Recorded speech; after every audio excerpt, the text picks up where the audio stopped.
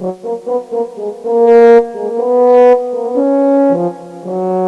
know in this world we come into a school in which, for example, we go to school now because we realize the importance of it.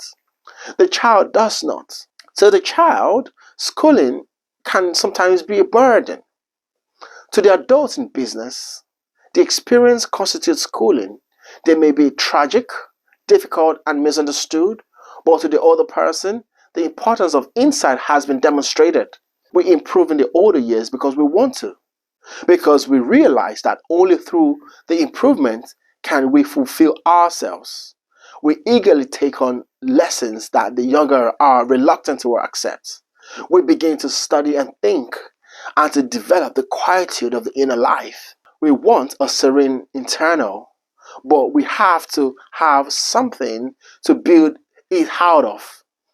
In many instances, older persons, instead of being able to retire into the quiet serenity of their own consciousness, retire into a mass of confused pressures.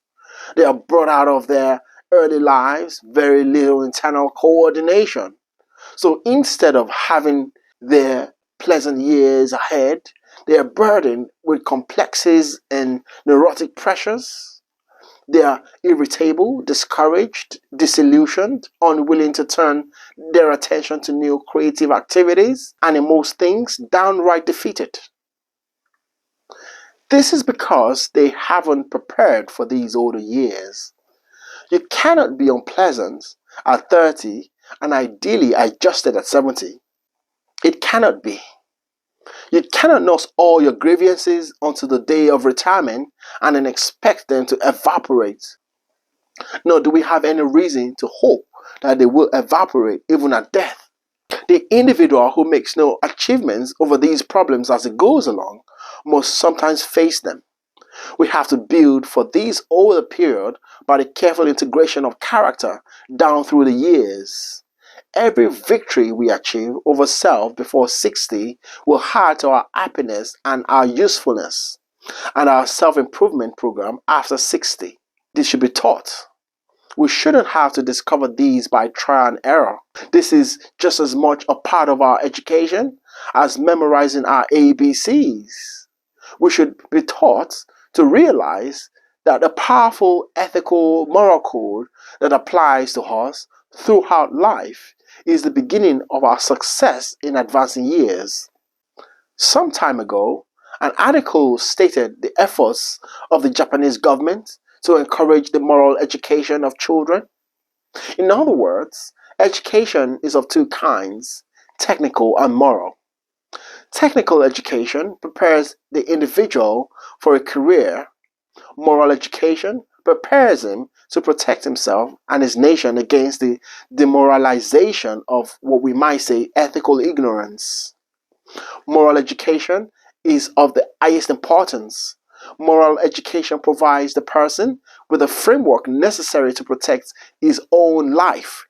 Moral education teaches the individual from childhood, and in Asia, it has taught him for thousands of years that it makes no difference what the pressures and circumstances at the moment may be. No one is predestined and foreordained to be bad. No individual has to have a bad temper. No individual has to criticize or gossip or tear down the efforts of others. No individual has to be a chronic hater or a chronic warrior. No individual has to exploit others. No individual has to prepare advertising that is deceptive or wrong. No firm has to sell dangerous products.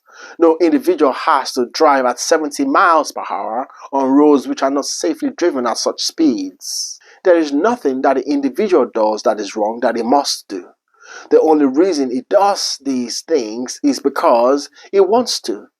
And the only reason he wants to is the fact that he has never been really and honestly taught to want anything else. He has not received any insight as to the basic pattern of life.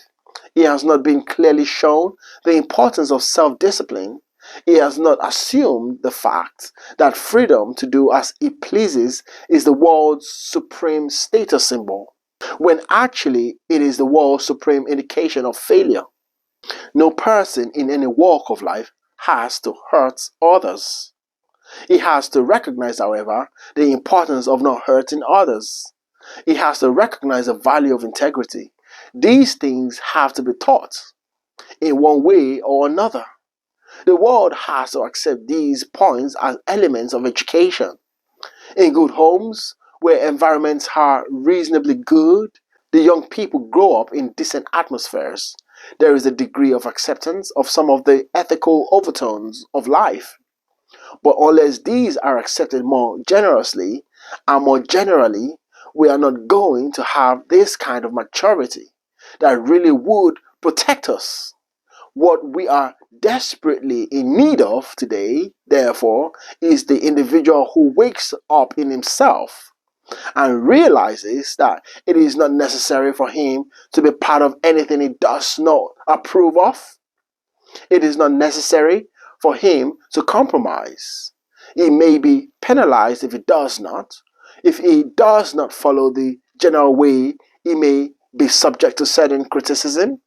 He may be subject to penalties, but he has to decide in himself whether these penalties are more important than character. He must decide whether it is better to get along with other people for a few years than to learn to get along with himself for the full duration of life. He must decide whether he wishes to make this compromise and be fashionable for a few years and pay for it perhaps with 10 years of lingering misery at the end of his life. He has to decide where his values are, and the mature person makes such decision, and having made it, abides by it, and very few as a result go broke. Most of them find that in the long run of things, their fortunes improve. They have a little different approach, but because they are more moderate in their attitudes, they are not bound to these terrible cycles of extravagance which burden us so heavily today. The mature person is one who is trying to guard the eternal values of himself. He also is trying to guard these values in others and for others. He is not forcing them decisions which he should make. He is not burdening their lives with the penalties of his own bad disposition.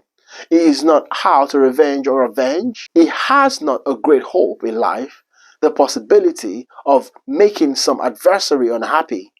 Having changed his own point of view and comparatively harmless, he also finds that many persons subtly or subconsciously appreciate this change of attitude, and the rewards are appropriate. Actually, today, with all of our indecisions, our excesses, our pressures, and our false attitudes, we respect those who did best. We honor those whose virtues are greater than our own. And the gallery of the immortals whose memories the whole world keeps growing, this gallery is made mostly of persons who are mature persons who really try to make an eternal contribution to the good of others. They were more unselfish, more dedicated, more resolved in themselves, and now the whole world honors them. For the world does abstractly recognize maturity and will continue to do so, and it will finally reward those who achieve it. But this reward will come not only from their contemporaries, but from the whole universe, which requires maturity for survival. We're growing up in a plan, and it is very important that we adjust ourselves properly to the plan. Resolve to keep the rules and to build according to these rules and not contrary to them. We will find that this is not bondage and that this is not constant frustration.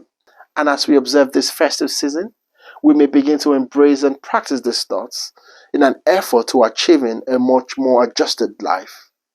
That's just about everything. Thank you very much.